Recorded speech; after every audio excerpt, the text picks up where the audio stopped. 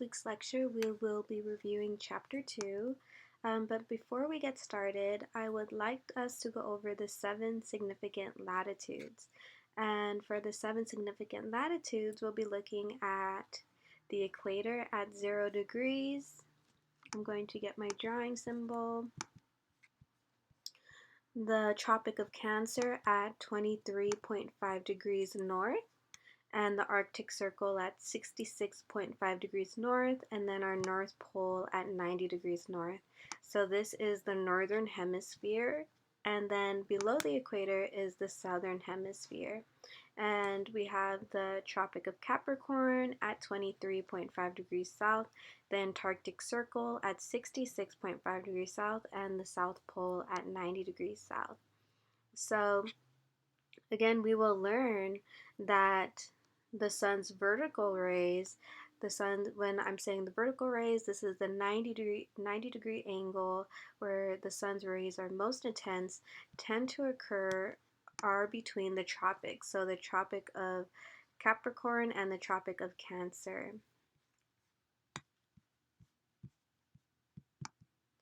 So there are Earth's 2 principal motions. So rotation is the spinning of the Earth on its axis, resulting in the daily cycle of day and night. And the revolution is the movement of the Earth in an elliptical orbit around the Sun, which takes about 1 year. And there are 2 terms here. The perihelion is the closest point to the Sun, occurs around January 3rd.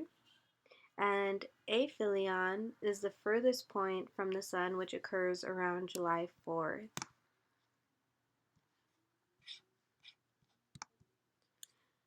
So Earth's rotation on its axis. So when Earth rotates on its axis, it rotates from west to east, and it takes 24 hours, and the speed varies by latitude. So we can see here on this diagram that the equator experiences the fastest speed at 1,040 miles per hour compared to the poles at 0 miles per hour. And the rotation's important effects, well, these are the 3 important effects: the diurnal transition from daylight to darkness, so the daily transition from daylight to darkness, which we experience within our human bodies, which is known as the human circadian cycles. And basically, your circadian rhythm is the pattern your body follows based on a 24-hour day. So it's the name given to your body's internal clock when your body is telling you when to sleep, when it's dark time at night, or when to wake up when the sun rises in the morning. And this also affects other body processes like your hormones, digestion, and body temperature. Also, if we're looking at tides in the ocean, the rotation of Earth brings any point on the surface through the increasing and then decreasing gravitational pull of the moon and sun. So simply put, the moon's gravity pulls on Earth's oceans, causing the water to bulge out in the direction of the moon. So this creates high tides in the areas of the Earth facing the moon and on the opposite side. And the sun also has a gravitational pull which can either enhance or reduce the effect of the moon depending on their alignment. And another important term is called the Coriolis effect. And with this, the Coriolis effect affects all free-moving objects here on Earth. So in this example, we're looking at the deflection of wind and ocean currents. So we tend to see that wind and ocean currents in this example tend to deflect in the northern hemisphere, whereas in the southern hemisphere, we see the deflection go to the left. And this is due to the Earth's rotation on its axis. So again, we just went over the elliptical orbit of the Earth around the Sun, and the 2 terms we learned here, aphelion, which has a distance of 94 million miles roughly, and then perihelion, when the Earth is closest to the Sun, at 91 million miles roughly. And here we could see, also take note of the Earth's orbit around the Sun and the axis. So the axis is pointed in the same direction, which we'll learn that it's pointed towards Polaris, the North Star. And also take note on the circle of illumination, which is this division here between darkness and daylight. So we'll get a better look at that, and also the tilt, the Earth's tilt. So how do we know that the Earth's tilt is 23.5 degrees? Well, here in this diagram, we see the tilt is 23.5 degrees based on the plane of the ecliptic here. So based on that angle, it's a 23.5 degree angle. And this is known as the inclination of Earth's axis. And like I just mentioned before, the axis is always pointing towards the same stars, as we see here as it orbits around the Sun, which is the North Star. So the annual march of the seasons, this results from the combined effects of rotation, Earth's rotation on its axis, the 24-hour cycle, the revolution around the Sun, and the inclination, which we learned is 23.5 degrees, and polarity, so facing the Earth's axis facing towards the North Star. So each year's variation in day length and angle of the Sun at Earth's surface. So we'll see when the vertical rays are found in the northern hemisphere, like it states here, we'll have more daylight in the northern hemisphere compared to the southern hemisphere. So we'll take a better look at this diagram in the next slide. And here, this is a more close-up version of the diagram. So we are looking at 4 seasons.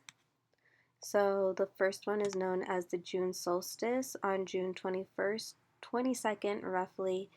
And here we could see that the Earth's tilt is pointed towards the Sun. And the vertical rays of the sun rays, where the sun rays are the most intense, are hitting at the Tropic of Cancer at 23.5 degrees north. And then also in this orientation for the December solstice on December 21st, which is our winter in the northern hemisphere, we could see the Earth's tilt pointing away from the sun. And then on the equinoxes, we can see that the Earth is neither pointed towards or away, but it is parallel to the Sun. And on the equinoxes, we have the March equinox, which is the spring equinox here in the northern hemisphere, and then the September equinox on September 22nd, which is our fall season here in the northern hemisphere. So we will learn that when it's our, let's say, summer here in the northern hemisphere, it is the opposite in the southern hemisphere. So it is their winter on June 21st. So I wanted to go over this diagram, and this diagram shows us the June solstice, which is diagram A, and the March and September equinoxes, and the winter solstice. So we're located in the northern hemisphere in these examples, so 40 degrees north. And again, on June 21st, 22nd, it's saying here that the 40 degrees north experiences its longest day on June 21st, 22nd. And on this day, the noon sun is at an angle of 73.5 degrees to the observer on the ground. So this is the longest day of the year. And then on the spring or fall equinoxes, we see that the degree from the observer to the ground is at an angle of 50 degrees. So again, the noon sun is lower. And then on the winter solstice, which is our winter, this is the shortest day for people located in the northern hemisphere, especially at 40 degrees north. In this example, we could see the noon sun angle is 26.5 degrees. And we also see an interesting phenomenon with the poles. So here we're looking at the daily path of the sun on June 21st, 22nd, which is in the North Pole, our summer season. So the sun moves toward the horizon through the day, but the midnight sun never sets. So after midnight, it rises again. So we could see here the daily path of the sun. The midnight sun is at its lowest point at due north and its highest point at due south. And its path is like a halo over Earth, and no part of the halo is below the horizon, and the noon sun is at a sun angle of 33.5 degrees. So this is a beautiful image here showing us the midnight sun.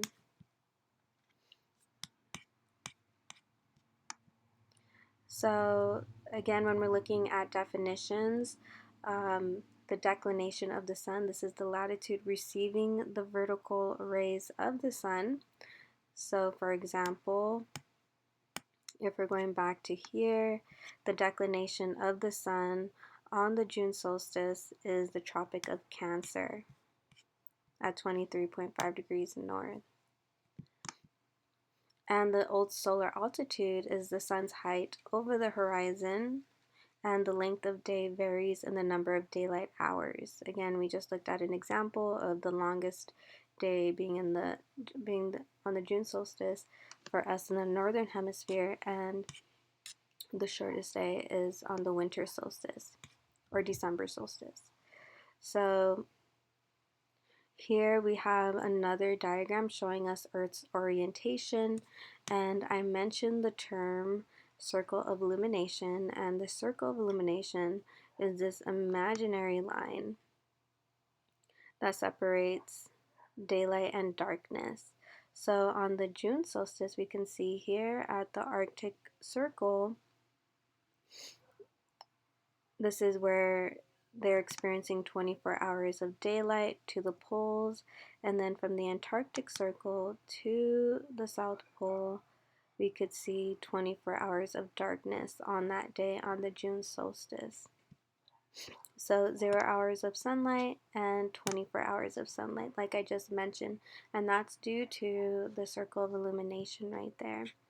And then it's also telling us the length of the daylight for the June solstice. So again, we could see the length of daylight increases in the June solstice, 12 hours at the equator, 13.5 hours at 23.5 degrees north, and 15 hours at 40 degrees north.